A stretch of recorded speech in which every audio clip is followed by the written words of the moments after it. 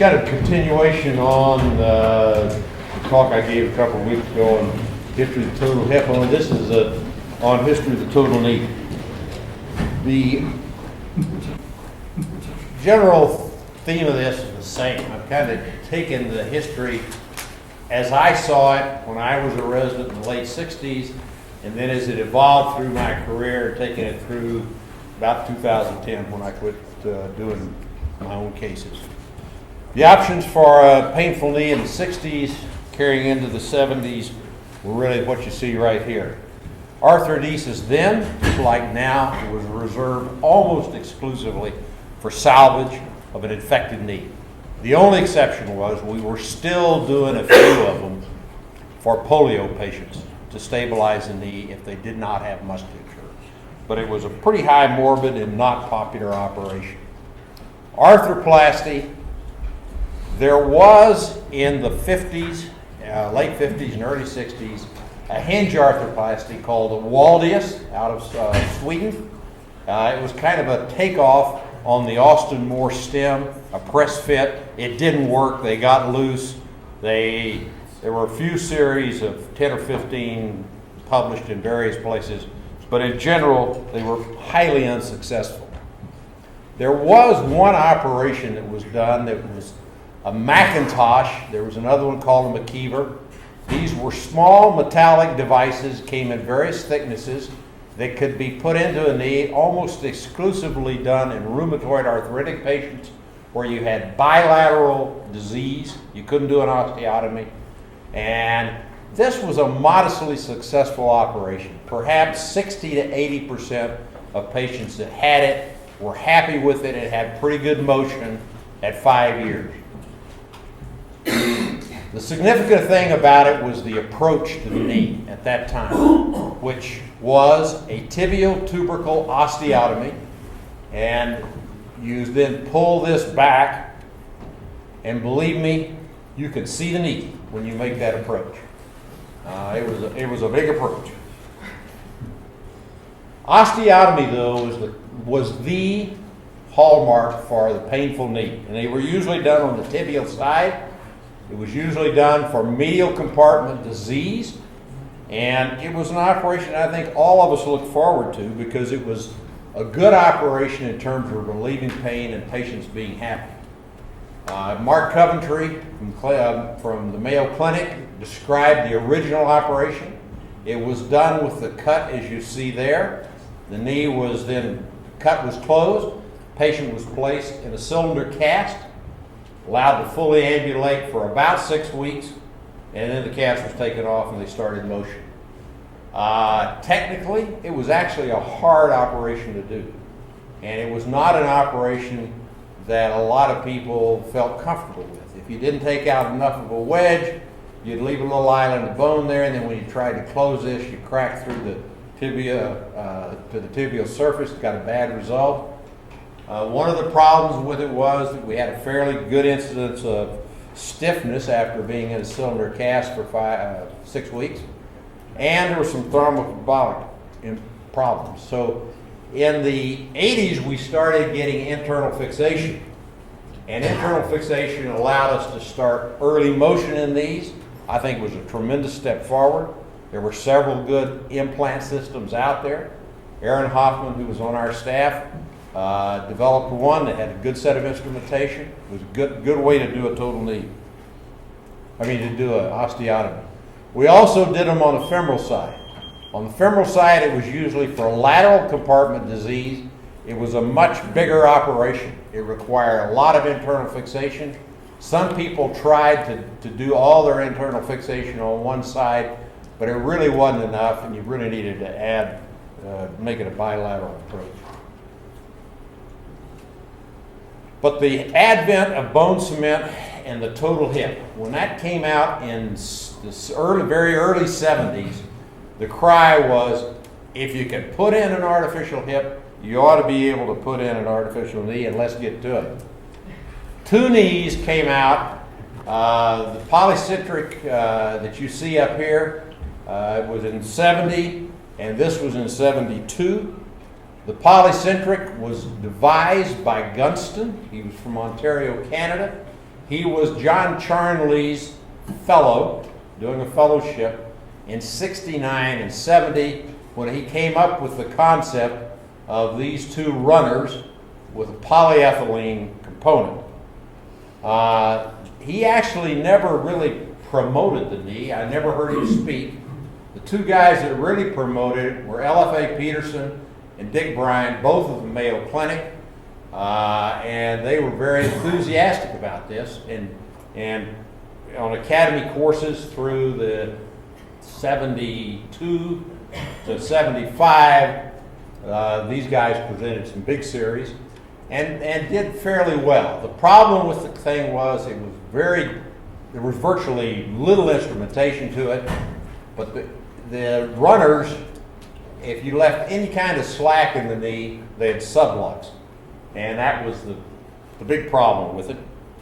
It also had problems like all of the early knees with settling of the tibial components into the tibia. At the Mayo Clinic, at that same time, the chairman was Mark Coventry of the Coventry Osteotomy. Dr. Coventry was probably one of the finest gentlemen I've ever met in my life. Just a super, super guy. One of his former residents, guy who was practicing in Corpus Christi, Texas, came up with the concept of the geometric knee. It was this kind of a shape. He went to Dr. Coventry, said, you know, I think it's a pretty good thing. And Coventry liked the idea of it, and Dr. Coventry talked to his various friends. At that time, I think he was either just president of the academy or about to be president of the academy. He had been on the board, everything. He called his friends, and he called Dr. Coleman. And Dr. Coleman said, I don't think I'm going to get into that. Said, but I got a boy that'll come out there and work on it with you. So Dr. Coventry formed a study group of 12 people, and I went to the Mayo Clinic to be part of the study group to look at this and start doing an initial series to make a combined report on it with them. And we had a meeting. We were there for 2 days. The concept that was put forward was you were going to implant this, looking something like that. We watched Dr. Coventry do a couple of cases. He did both of his cases through that approach that I showed you from McKeever. That was kind of the standard, what people thought should be the approach. Some guys in the group were talking about doing a median parapatellar approach. That seemed kind of radical to other people there, but we spent most of the time discussing the approach. We almost did not discuss instrumentation at all. The concept was that you were trying to have that surface in that position, and therefore you needed an instrument. And the instrument, literally, the only instrument with this set, was a little piece of metal, 1/4 inch across. It was shaped like that yellow right there. And you could kind of hold it down and say, well, that's a 45-degree cut, so I'll make that cut right there, and I hope I can get my implant at that position. The other thing they decided, I just have to sit there and listen, was that the knee wound was probably going to be a problem, so everybody would get a bulky Robert Jones dressing applied. That dressing would stay on for 1 week. A week after you operated on them, you brought them back to the operating room, took the dressing off, and manipulated the knee and started physical therapy. It was also decided that if you wanted to try the median parapatellar approach, you could do it, but it would be advisable to make it easier to always do a complete lateral release of for the patella. And that was the standard protocol. We all jumped on it and started doing it. The actual results were better than you might think for. This is a patient that you saw. We did her in 72. That's what she looked like in 73. Pretty good motion. Happy with it. Lee Riley, who was part of the study group, reported on the 88 cases at 5 years. 80% of them were, quote, satisfactory. They didn't have a knee score because there was no knee society. This is just some of the cases. One of the problems with this, like all of the early knees, was tibial components settling down into the tibia. People started talking about the fact that in the tibia, the bone is much, much stronger the closer you are to the surface. Maybe we ought to be getting thinner implants. Let's do something not to be implanting down into the metaphyseal area of the tibia. But some of these did pretty well. This is a case of mine. That's their 20-year follow-up on her. She'd come in for me to do her other knee, which I did. So this is the 5-year follow-up on that knee, 25-year follow-up on that knee. One of you guys on the service has seen this lady in the last 4 or 5 years. The knees are still in, and the knees are still doing well. You say, well, why did they do it? It's because we accidentally got them in, aligned properly, and got enough surface area on that tibia that it didn't settle out on us. It was inevitable in this time frame that people were going to say, let's try hinges. I mean, they're a heck of a lot easier to do. Cement ought to make them work. The problem with the Waldius was that it got loose. Cement ought to make it better. They were tried by a lot of people, me included, and loosening was a major, major problem, even with cement. And not only was loosening a problem, but there was also fracture problems in some of the earliest ones. This was a Guépard out of France, probably became, for anybody that wanted to cement a knee, became the knee that was used with cement, if it was a full hinge and fully constrained. Now then, you might look at this and say, why can't that guy get good flexion? I just had to show this case. Believe it or not, guys, in the late 60s and early 70s, a great deal of orthopedic surgery was done by general surgeons. And especially out here in the West, general surgeons in small towns strongly resisted orthopedic surgeons coming in and getting their business. This was a general surgeon's case from Kansas. And you might say, well, what went wrong with this case? Well, what went wrong with it was he put it in upside down. If he had put it in right side up, it probably wouldn't have been near as bad a result as it was. And it sure as hell wouldn't have been as hard to revive. One of the early, well thought out, highly constrained knees was the spherocentric. And I show this to you because Larry Matthews from Michigan was Charlie's chief. And Charlie had the privilege of taking a whole ton of these out. Matthews is a brilliant guy. This guy has a long-standing career in bioengineering and orthopedics. Herb Kauffer became chairman at Kentucky. This was a well-thought-out knee. To my knowledge, this is the only orthopedic implant that has ever made Scientific American for publication. It actually made the cover. It was, I thought at the time, they had a lot of good thinking in it, but everybody was concerned about its size and bulk. And unfortunately, as a relatively fully constrained knee, loosening on both sides was a major problem, and even more major was the deficit that this thing left behind. And you've got to remember, at that time, we had no revision components or anything like revision components or instruments to do revision surgery. 73, the UCI, University of California, Irvine, Ted Waugh came out with this knee. Again, you'll notice trying to save both cruciates. You might say, well, that's starting to look kind of like a real knee. Why didn't they make a real knee out of that? Why wouldn't we do it and make it look like a real knee? We were smart enough to want to. The answer was the same answer I gave you back on the hip. Orthopedic industry was very, very infantile, or was just starting it. The companies didn't know how to cast a femoral component without it warping on them. And they were struggling with the manufacturing. So what we wanted just couldn't come out.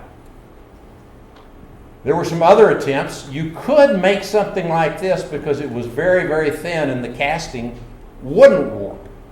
This is the Leonard Marmer. Marmer was UCLA or USC, one of the two, chairman. His concept was we had just gotten air power tools and you could burr bone, and he proposed this component as a bilateral replacement. Obviously, it was used as a unicompartmental, but you would burr away the bone and just put this in as kind of a surface implant and cement it. They made it in all sizes, and unfortunately, people were getting worried about the bone and it settling, so everybody tended to use the thin one, and that was when we found out that polyethylene under high loads, if it's less than 6 to 8 millimeters thick, it's going to cold flow, fracture, and give real problems. But overall, in the right hands, there were some very good results for this knee. These are two names I'm going to show you 3 names here in a minute to remember. John Insel and Peter Walker. John Insel was in early mid-career in London. Was a very prominent thinker, a good man on the knee. He was recruited by Special Surgery to come over in 1969. He brought with him Peter Walker, a young PhD who has gone on probably to be the foremost authority on surfaces and polyethylene. Has helped design every knee since that day to today. He designs for every company that's out there.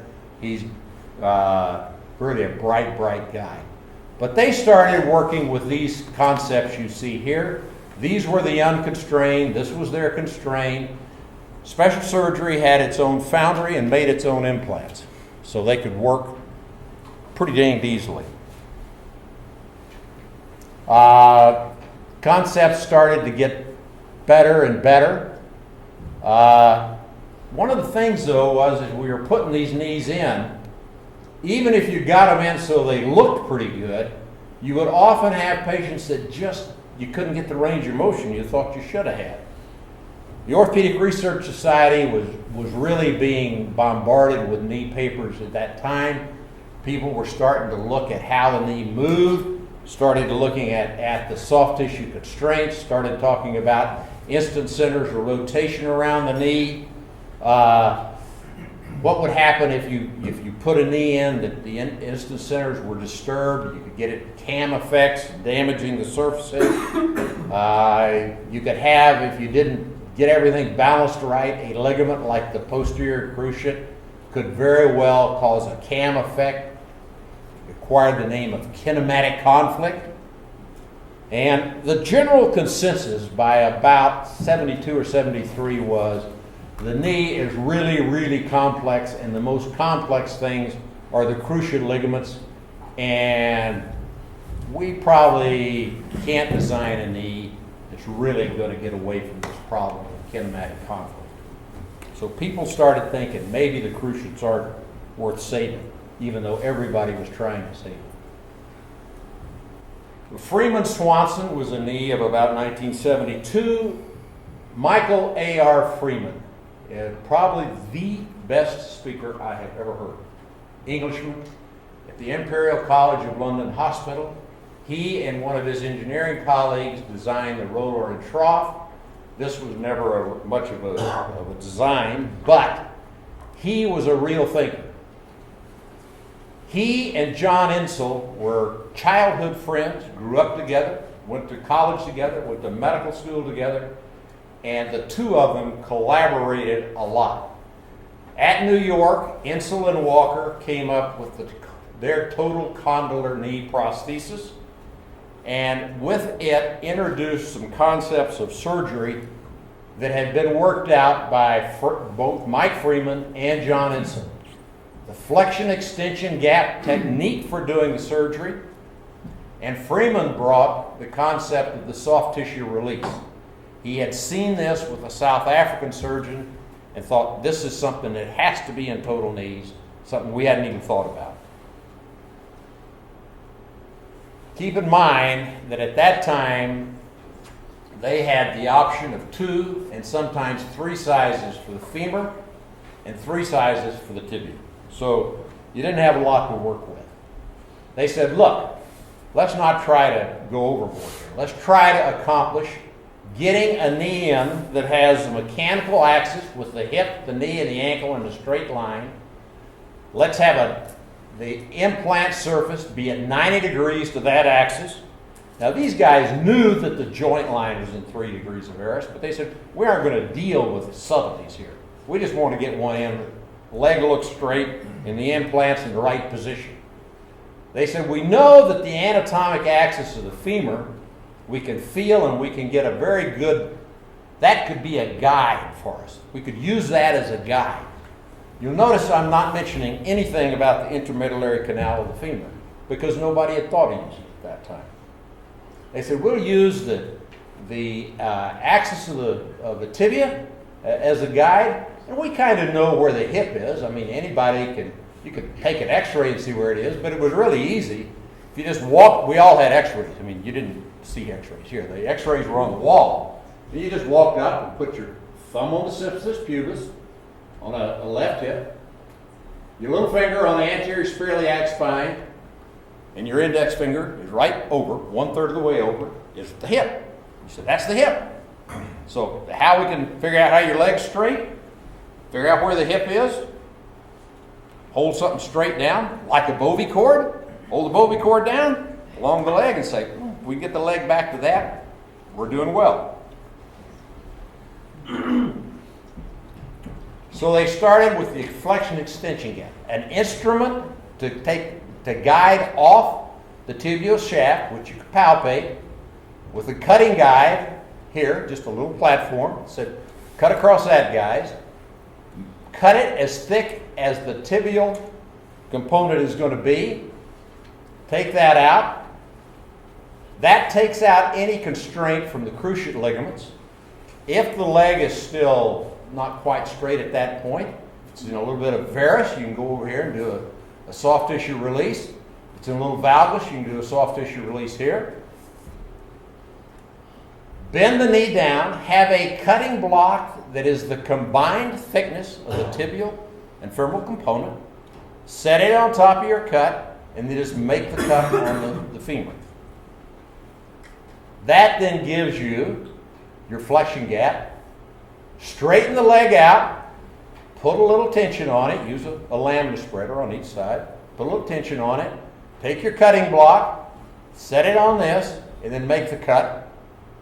And you've got the flexion and the extension gap. And you got the leg straight. And that was what they were trying to accomplish. That really, really helped all surgeons, no matter what kind of an implant they were putting in, start getting the operation a little more accurate. Some very valuable lessons were learned. Changing the tibial component size or position affects equally the flexion and extension gap. Changing the size, changing the femoral component position back and forth can affect the extension gap without affecting the flexion gap, and vice versa, changing the femoral component size differentially affects the flexion gap. Problem solving with flexion gap is pretty damned intuitive, and the other thing about it that is different is that it's self-correcting. If you're a little off on your tibial cut, your counter cut on the femoral won't accentuate the problem. The next system we're going to have, that's not the case. With only 3 sizes of femur, how did they handle in-between sizes? Well, their system, they didn't name it that, but it was posterior referencing. So you had your choice if you were in between. If it was too big, you could put it in too big and just cement it there. But that usually caused problems with getting good flexion. So most people, if it was too big, they would go to the next size down. which could be 6-8 millimeters smaller, which means that you could very, very well be putting a 5 millimeter notch in the femur. We did that, did it a lot. There was an incidence of fractures associated, stress fractures associated with this, and that came the fear that you'll hear your attendings say, oh, don't notch the femur. Man, I'm telling you, when you're notching the femur and it's the width of your saw blade, that's not a notch. When we notched the femur, we notched it. I mean, big, 1/4 inch. That's what got the fracture. Little bitty things like you see with current day implants, it's not an issue.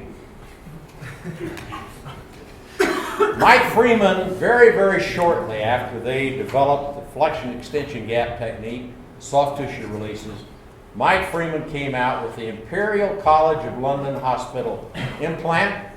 This is 1977, 76, 77. Really a unique implant.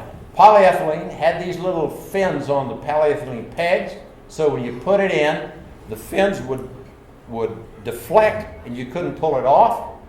He called them magic pegs.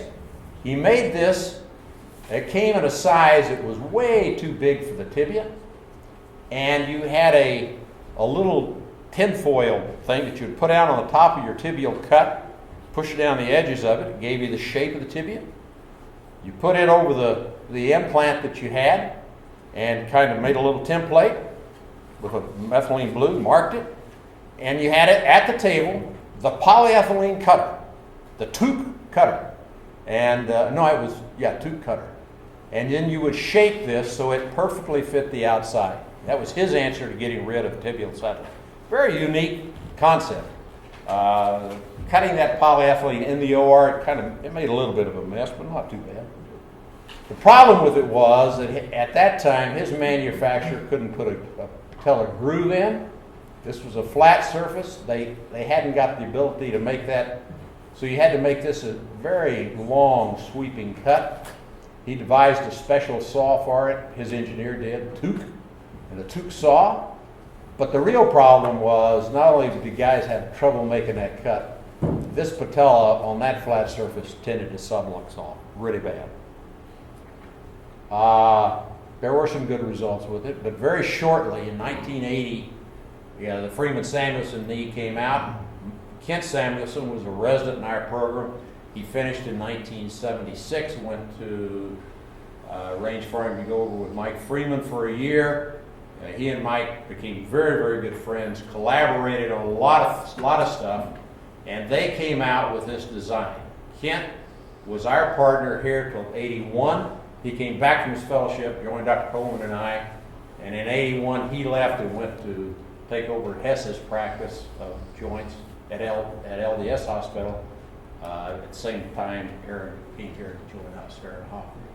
But they came out, still the magic pegs. They added the magic pegs to the femur. This knee never gained any popularity in the U.S., but was extremely popular in Europe. Extremely popular. By this time, Insel had started to see some problems with the total convert prosthesis. Mainly that he could get sublux, that some of these sublux, the tibia would sublux out from under the femoral component and lock up. By this time, in that short interval, Peter Walker had left and gone to Boston, to the Brigham Group as their engineer. Al Burstein joined John Insel. Burstein is a big name in bioengineering. And they designed the Insel-Burstein knee. They put the CAM effect with polyethylene in it. At that time, finite element analysis was just coming out. Their finite analysis said, we're going to need to put a stem on the tibial component to counter the effects of the CAM.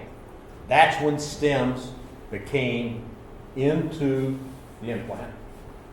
They said we're going to sacrifice the cruciate ligaments so we can have this. So this became the cruciate posterior cruciate ligament sacrificing implant. This was an extremely popular implant, and it's probably got the longest track record of good results of any implant that's ever come out. Broadway Joe Namath has 2 of these in him. Got them when either the year after or 2 years after he retired from the NFL. Last count I had from the guys at Special Surgery, he still got them in. The Brigham Group hired Peter Walker. The Brigham Group was Dick Scott. I've forgotten the other, some other prominent guys, but they hired Peter Walker, and they continued along the lines of trying to develop more of an anatomical knee that retained the posterior cruciate. And so their knees started getting a notch in the back, so you'd sacrifice the anterior but keep the posterior cruciate ligament. Those 2 groups started talking about sacrificing or saving, and have talked about it, and everybody else has talked about it. There has not been a major postgraduate course knee meeting since 1978 that hasn't had a talk on I'm for posterior cruciate substituting, I'm for posterior cruciate sacrificing. In the years that I was on the circuit, I have talked both ways. You can look at it, the data simply does not show that one's any better than the other if they're done right. But they're still on there. I mean, every course I see, there's somebody still talking about this. It's really not, there's not a black and white answer that one way's better. Meanwhile, in the world of people looking at things, there was the dreaded radiolucent line started to being looked at. And people started saying, man, if you see that around a hip or a knee at the cement bone interface, look out. That implant is loose and it may have trouble. So everybody started looking at radiolucent lines at about this time frame. And they were really right. Not all radiolucent lines went on to loosen completely, but if you were going to have trouble, that was where it would be. So people started trying to solve it. They didn't want that going to that. The guy that really worked it out was Joe Miller. He pointed out, called it composite fixation. He said, if I can get total interdigitation of the cement with the bone, and I can get rigid fixation of the or get interdigitation into the implant, it will act like a composite. There won't be a shear face at the surface, and we can eliminate the radiolucent line. He had an implant made that had a porous surface, not porous for bone ingrowth, but porous for cement penetration. And he got his composite fixation and literally eliminated the radiolucent line. This was a very good knee. It worked really, really well. I don't know, I think that one's 20 years follow-up. They're still around and they're still doing fine. But cement disease came in. I told you about it. All of a sudden we thought, oh, cement disease there. Everybody said if there's cement disease in the hip, even though it was particle disease, it's got to be in the knee. So we got to have something else. So in about 1980, late 80, the porous-coated anatomic knee came out. It had the beads that you see, and it had a great instrumentation system. It was made possible because the manufacturers by that time could really make things well, and they came out with 9 sizes right and 9 sizes left, and it allowed for a new technique, a technique that really flowed and worked, called measured resection. Now, these guys said, look, we know what the anatomy is, and we are going to try to not do the classic, like Insulin Freeman had talked about, not get our joint line in at 90 degrees. We're going to put it in anatomic. This caused a little confusion. People said, look, we're used to the old. Why do it that way? Well, there's good reason for it. The Anatomy, people say, well, does form follow function? Yeah, form follows function. The weight-bearing line of the body in single leg stance is that red line. The thing that keeps you standing upright in single leg stance so you don't fall over the other side is your abductors going all the way down to the knee through the hip abductors, through the tension fasciae lata. That force is there, and the resultant is the mechanical axis of the knee, which is at 90 degrees to that, which is 9 degrees off, usually about 9 degrees off the anatomic axis of the femur. So they said, let's design an implant. People were talking about Leo Whitesides, who was actually the first one to talk about using the intramedullary canal of the femur. Let's use that knowledge and let's develop an instrumentation system that keys off of the anatomic axis of the femur.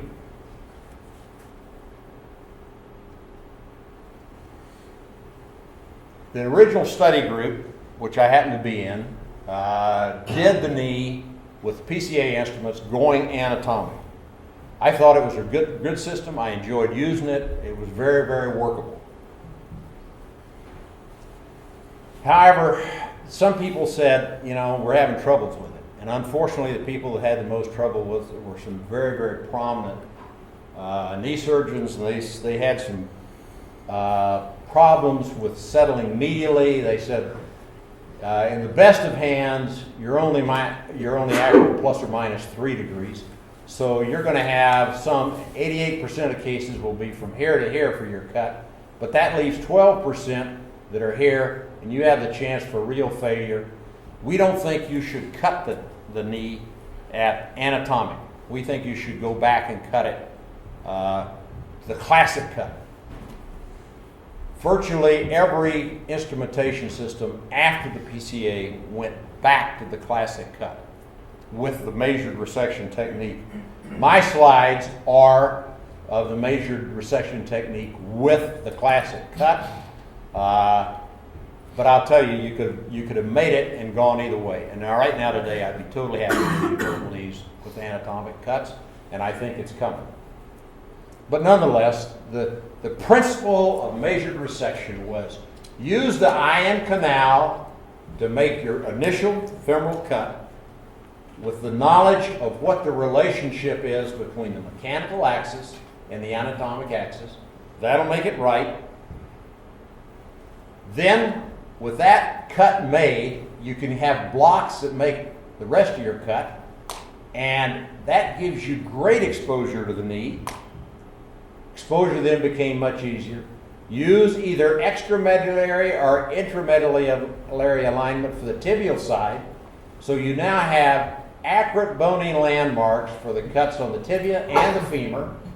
You can finish that up, and that'll automatically give you a balanced flexion-extension gap. And in most cases, it does. The one thing you can say about measured resection, the surgery can be cooked. You can put out instruments that the surgeon says, give me instrument 1, give me instrument 2, give me instrument 3. The instrumentation is straightforward. The scrub nurse just hands it out. It goes back in the tray. It's a very straightforward cookbook way of doing surgery. But if you're doing the 90-degree cut, you have to have femoral component rotation properly. And this slide illustrates that if you made your 90-degree cut and you put the implant in normal rotation, there's going to be a gap over here. So you've got to externally rotate it 3 degrees. If this slide works, it'll help us understand that a little bit. This is a model that I had made. It's anatomically and biomechanically correct, and it shows knee motion.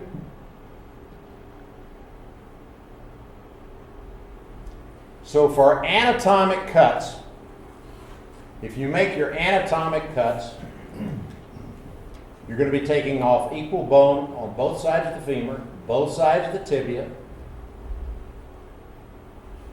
When you make your cut on the back side of the femur, you're going to be taking off equal amounts of bone.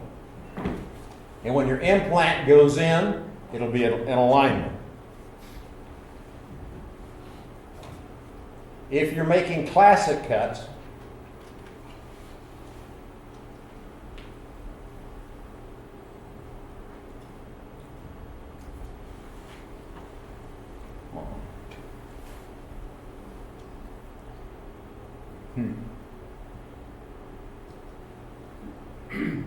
well, okay, there it is.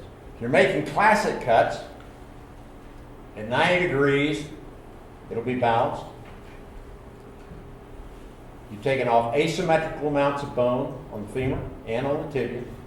But notice that for your posterior condyles, you're going to have to take off a little more bone medially, a little less laterally, which in effect rotates your femoral component. That caused a lot of confusion when we first came out with this. How do you get the rotation right? Well, you guys know you can use your lateral you can use the epicondyles, use the epicondylar axis, you can draw white sides lines, go 90 degrees to it, rotate the component 3 degrees off that. You can use the posterior condyles, it's fine if it's normal anatomy. If they have a hypoplastic lateral femoral condyle, you can't use it. But the real issue is, how do you make corrections when components don't fit? When your trials don't fit? Well, you go back to the principles of flexion-extension gap balancing.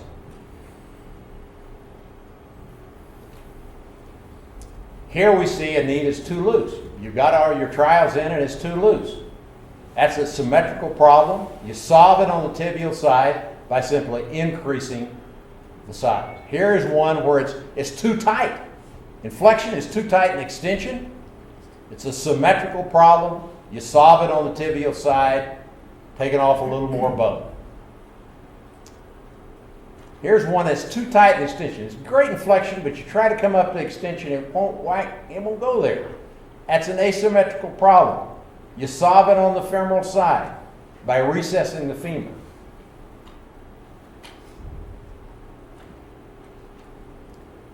What about if it's too tight in flexion? It's great in extension, but you can't get her back in flexion. It'll just barely go back. It's an asymmetrical problem. You solve it on the femoral side by downsizing.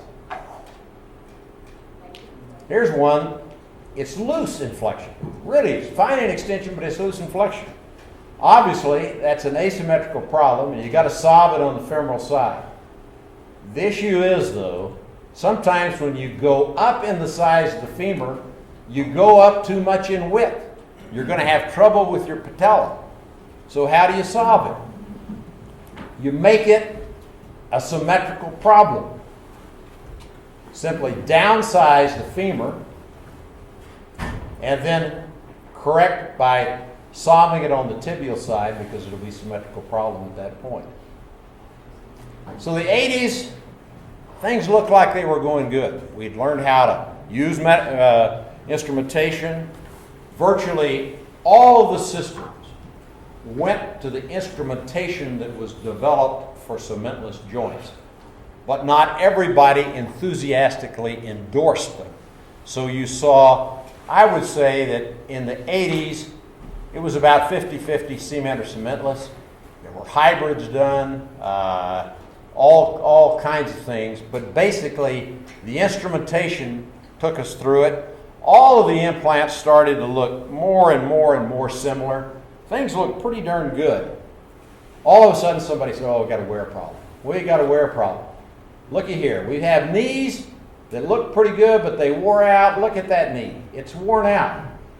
That knee wore out because of a very poor bearing design. The original PCA, they made the surfaces so unconstrained that they got a gliding motion, and that caused undue wear. Poor surgical technique. We were so wrapped up in the early 80s with not having tibial component subsidence that we were really obsessed with putting in thin polyethylene components. We had polyethylene failures. We had companies trying to improve polyethylene because polyethylene wasn't working in hips. They thought it's not going to work in knees. Let's try to improve it. Carbon fiber reinforced total disaster. Heat pressed poly, bad poly, didn't work. A very popular knee system had a real problem with osteolysis under the tibial tray, not because of wear between this surface and between the femur and the tibia, but because they had a poor locking mechanism, and the tibial component oscillated around on this, and that surface wasn't even polished. But people said, oh, we got a real wear problem. But if you were looking at our results, even a knee that was like the old original Miller, or the PCA, or the Miller Lining 1, if they were put in right and they had good poly, you weren't seeing the wear like you were seeing in hips.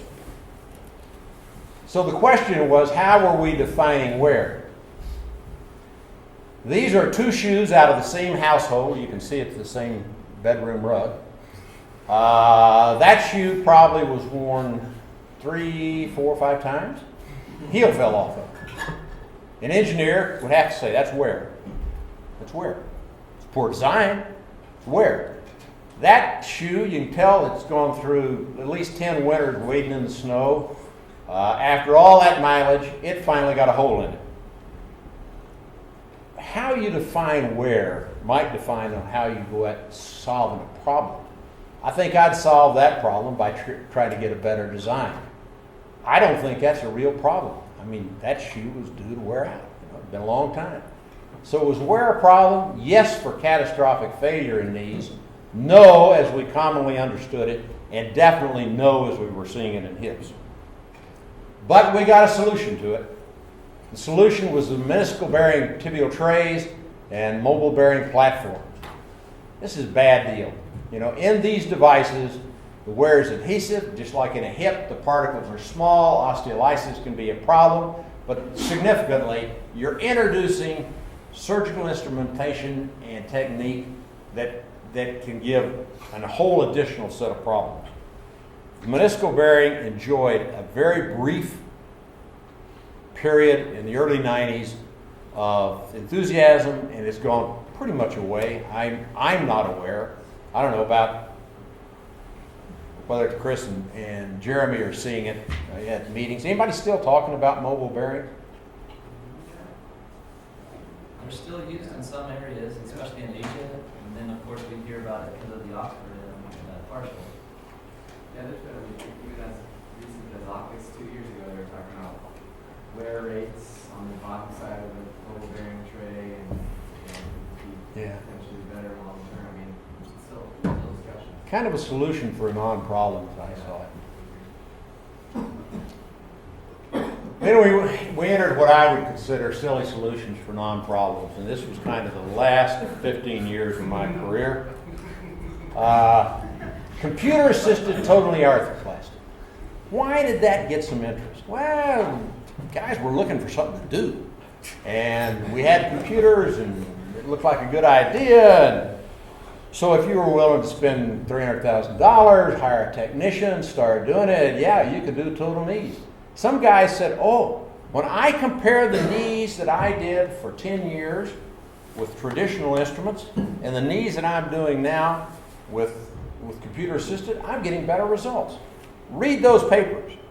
All of them were using a knee instrumentation system that had no way to account for variation in the anatomy of the femur. If you look at most femurs, most of them have around 5 to 6 degrees difference between the mechanical and anatomic axis. But if total hip's in there, it can be as little as 2 degrees. So maybe 6 or 8% of patients have the potential to have 3 to 4 degrees difference if you're using an instrumentation system that has a variable slot down here. So if you used a computer, you could improve over this by that amount, and that's just exactly what those papers show. And it's never shown any difference in the outcomes of the surgery. Even with variable angle distal femoral resection, you still see guys that don't account for the differences between patient to patient. They just always use the same angle, so it's the exact same. And one of the things that it goes back to is that many people don't have access to a long-standing film. People that practice in medical centers where they're scoliosis surgeon, we're going back to prior to the old days when you took real x-rays. The private practitioner in his office could take at most a 12-inch film. And you had to be in an institution that could take a long-standing scoliosis type film. So a lot of guys didn't have access to get the x-ray to show what the difference is. And it was just easier to use that fixed degree. And it was easier, and it was done. But that's what it did. Now then, what about minimally invasive surgery? I do not want to appear sexist, so I'm going to say, on that knee right there, what's the difference? Or on this knee right here? If Jeremy put an incision from here to here, and Chris put an incision from here to here. It'd be the other way around. Okay, other way around, whichever way it goes. Is that ugly knee going to be any less ugly with that kind of an incision? And I'm going to say, no, you're running a mile to jump a foot ditch.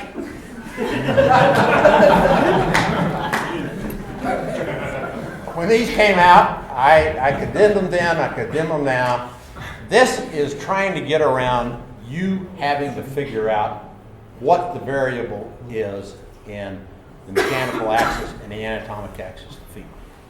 This instrumentation is saying, I'm not going to take the time to do pre-op workup and a pre-op templating on my patient.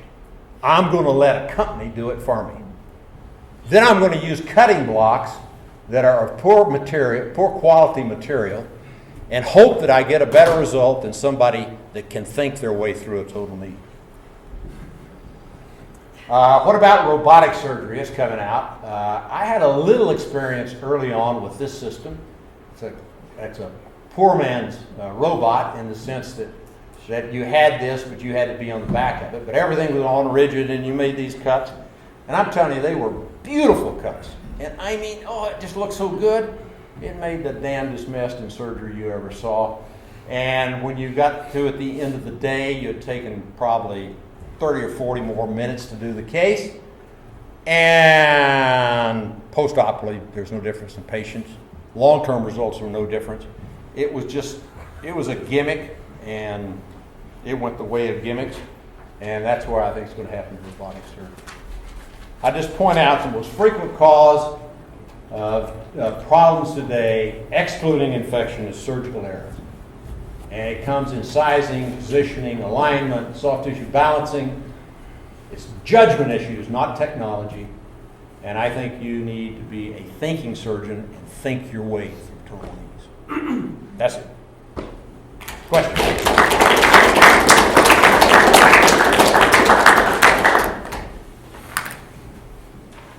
Yes, sir. Do you think the robotic stuff is going to come back and be something, or do you think it should be done?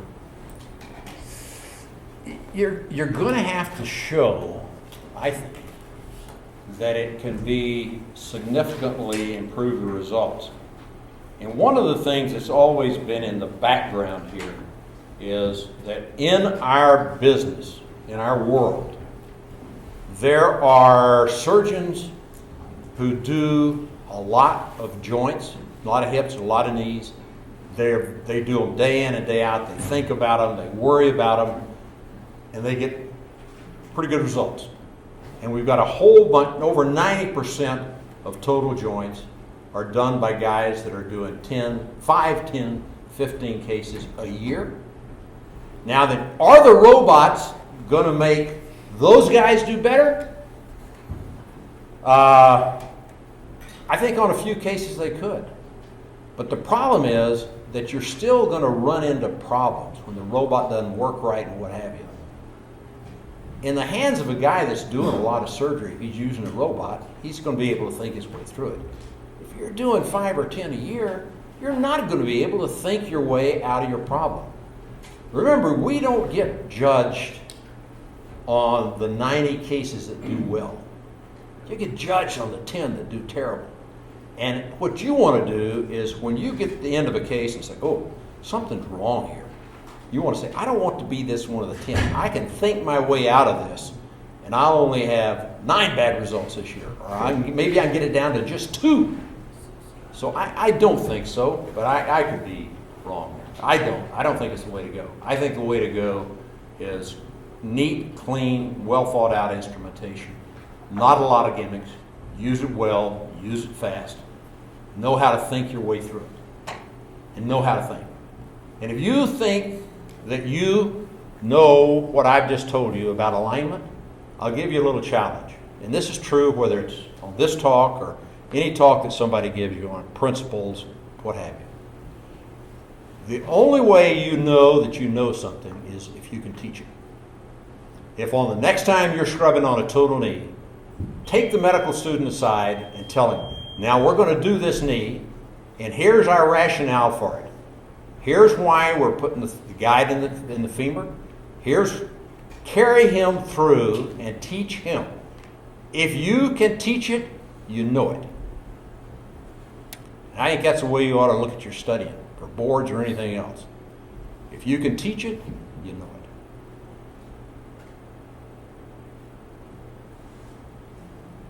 it. All right. Yes, sir.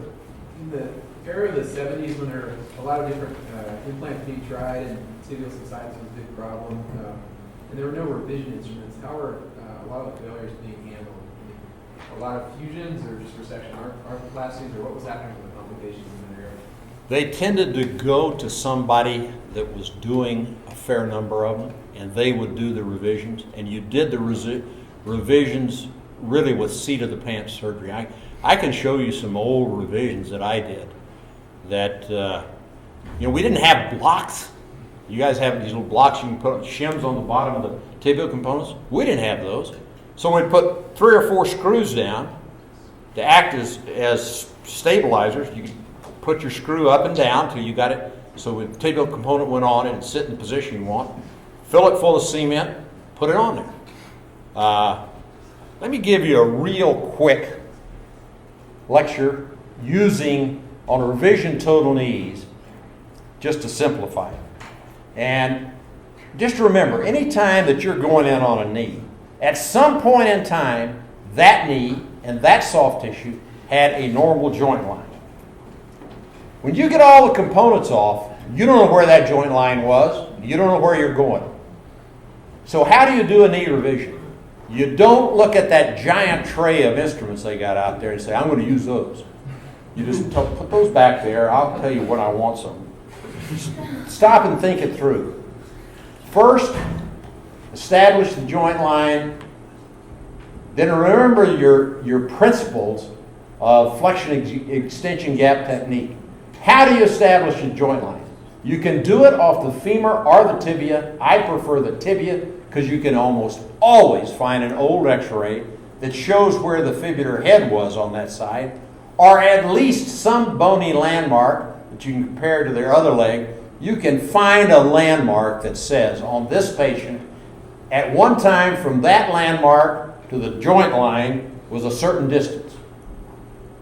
And then you set your trial up on an IM rod at that position.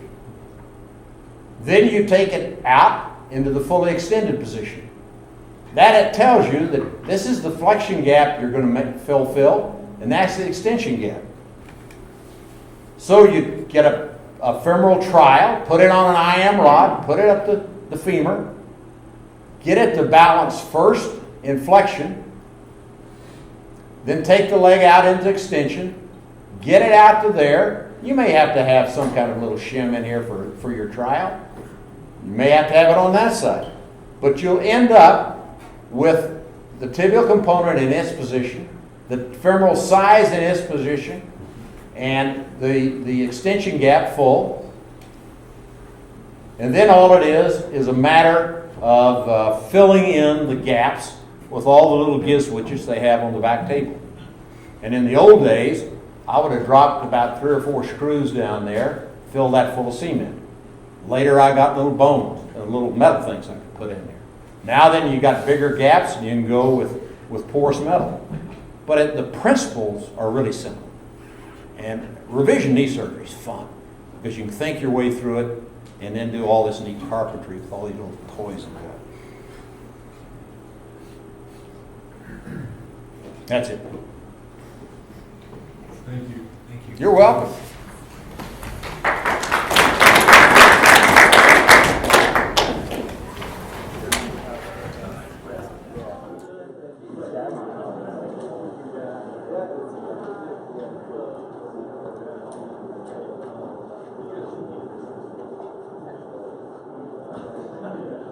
You want that?